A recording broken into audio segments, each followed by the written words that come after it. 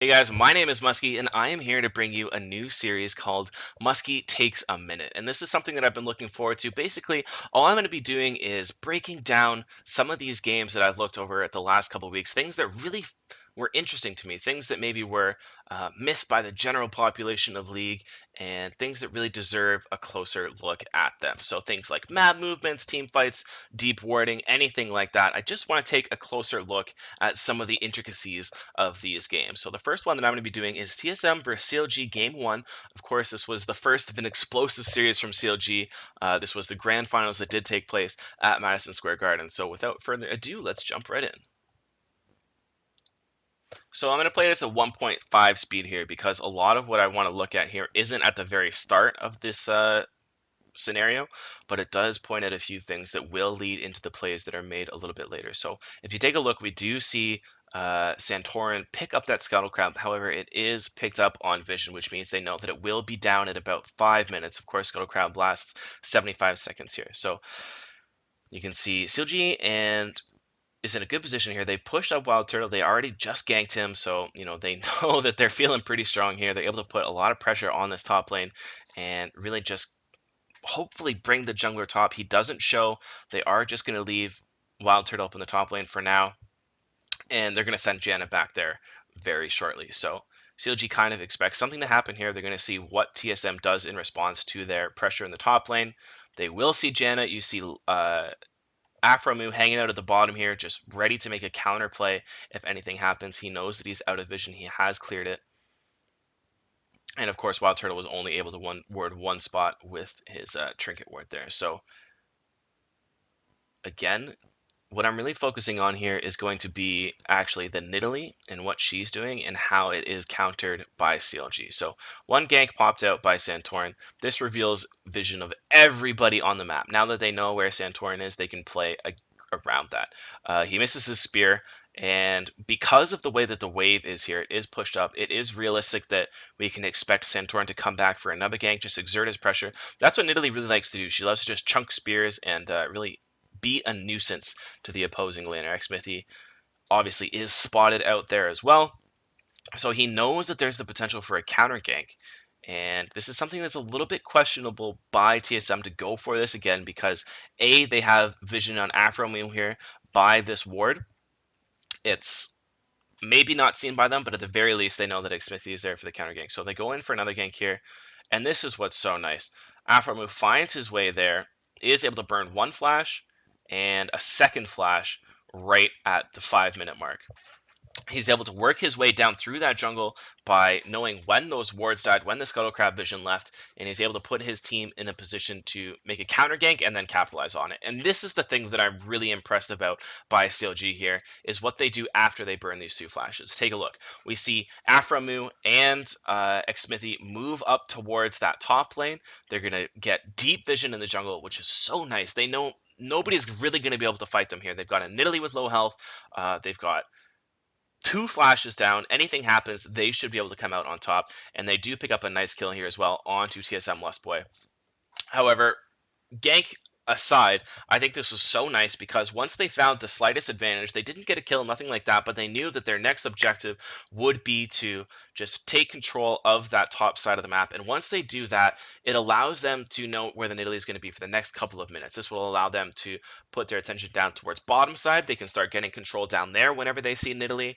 And once they move that ward line up into that jungle, it allows them to bring Nidalee down, threaten the dragon, force TSM to come respond to them, and this will give the 1v1 matchup for Yasuo as well, which is such a huge part of this CLG strategy.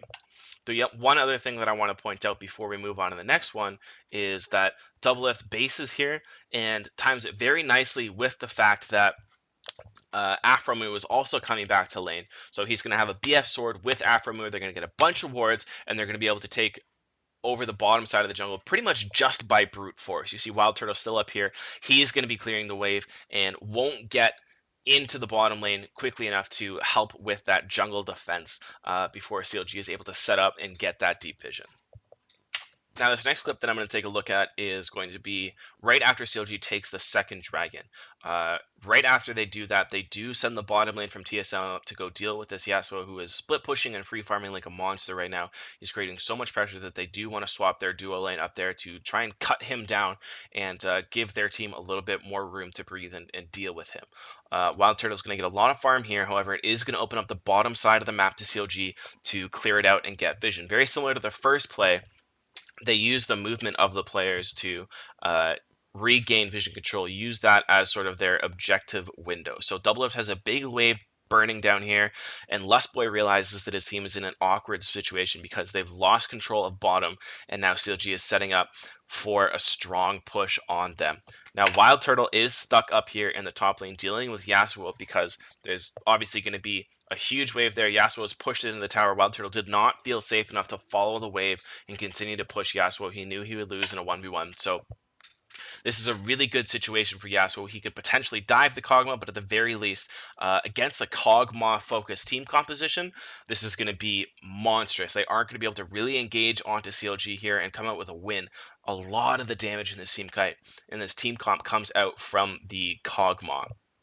So you see CLG here moving towards the mid lane. They know that they can't dive the Kog'Maw right now, and they've got complete control of that bottom side of the jungle. They're going to be easily able to sort of dictate where TSM goes here, and wherever they pull them to, they'll just put pressure on the other side. Now, I think this is actually a little bit of a mistake here by CLG to follow the movement of Xpithy, because you see, although they don't have a wave there, they could sort of you see the way Gnar pushes out there, they could threaten the dive, or they could just hide and make them push out and hopefully find a catch that way. But regardless, they've basically got pressure on all three lanes right now.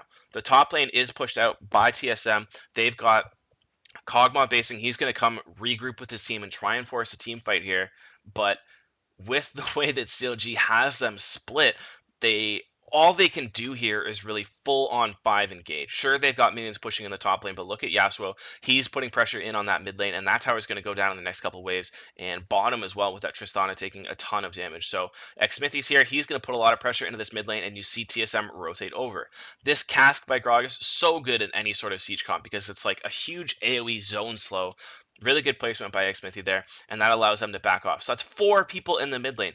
This should be a dive being threatened by CLG here, exactly like I was talking about before. They need to be putting a lot of pressure on Adyrus. This tower needs to be going down because TSM committed over there. I do think this is a little bit of a mistake by CLG, but regardless, they were able to put a lot of that pressure here. They've got complete control of that bottom side of the jungle, and this actually allows them to set up the next play. They do clear out more vision. They know that there's been wards placed as they've been rotating. Yasuo back top.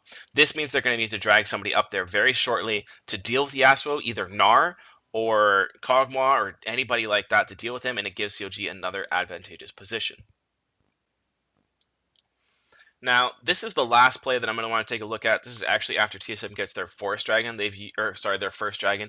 They've used really good movement around the map to kind of utilize their composition. They've got a lot of good siege control and disengage and kiting and poking just based off of their team comp here. So once they see that TSM does base after they get that dragon, they use this opportunity. Instead of just sitting there and clearing waves, what they do is they'll push in and they'll try and clear vision. They'll try and get some deep wards out, and you see them all group up there pretty much immediately, just trying to get control of the next objective, which is Baron.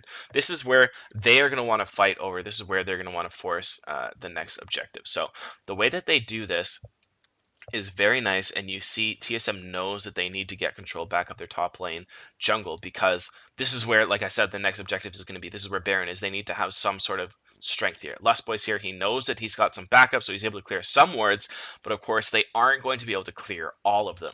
CLG has such good vision control here, and honestly, it's a little bit of a mistake by TSM for not having, kind of expected this and having the vision before they committed to the dragon, but all said and done, they are able to force a pick here onto Lustboy. They don't find the actual kill, but they do force a flash, which is huge, and allows them to set up for even more control around that Baron.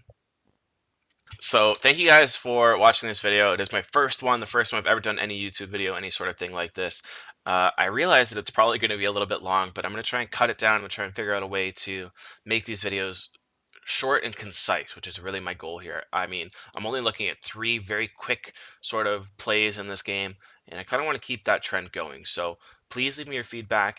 You can follow me. You can check at the bottom on the screen there. There's all the ways you can get in touch with me. And yeah, I really just am looking for feedback at this point. Let me know if you think it's good, what you think I did bad, anything like that. And yeah, thanks. My name is Muskie, and I really appreciate you guys checking this out. So thanks.